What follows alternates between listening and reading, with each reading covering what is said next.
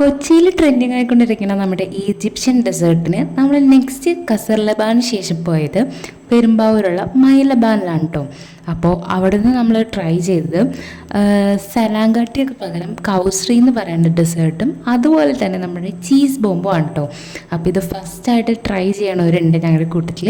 അപ്പോൾ അവർക്ക് വേണ്ടിയാണ് ചീസ് ബോംബ് നമ്മൾ പിന്നെയും പർച്ചേസ് ചെയ്തത്. അപ്പോൾ ഈ ഒരു പ്രിപ്പയർ ചെയ്യണതാണ് കൗശ്രീ എന്ന് പറയുന്നത്. ഇതിൽ മെയിനായിട്ട് ബക്ലാവാസ് അവർ ആഡ് ചെയ്യുന്നുണ്ട്. പിന്നെ നമ്മൾ എടുത്ത ഫ്ലേവർ എന്ന് പറയുന്നത് പിസ്താഷ്യോ അതുപോലെ തന്നെ ന്യൂട്ടെല്ല പ്ലസ് ആണ്. അപ്പോൾ അതിൻ്റെ പ്രിപ്പറേഷനാണ് ഈ കണ്ടുകൊണ്ടിരിക്കുന്നത്.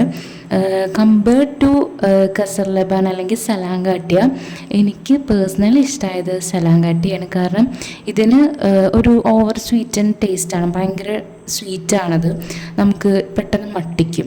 പിന്നെ ചീസ് ബോംബ് പിന്നെ പറയണ്ടല്ലോ, എല്ലാവരുടെയും ഫേവറേറ്റ് ആയിരുന്നു. അതിൻ്റെ ഒരു ബൈറ്റ് എടുത്തവർക്കും അത് ഭയങ്കര ഫേവറേറ്റായിട്ട് മാറി. എല്ലാവർക്കും പ്രായഭേദമന്യേ ഭയങ്കര ഇഷ്ടമായിട്ടുള്ള ഒരു ഐറ്റമായിരുന്നു ഈ ഒരു ചീസ് ബോംബ് എന്ന് പറയണത്.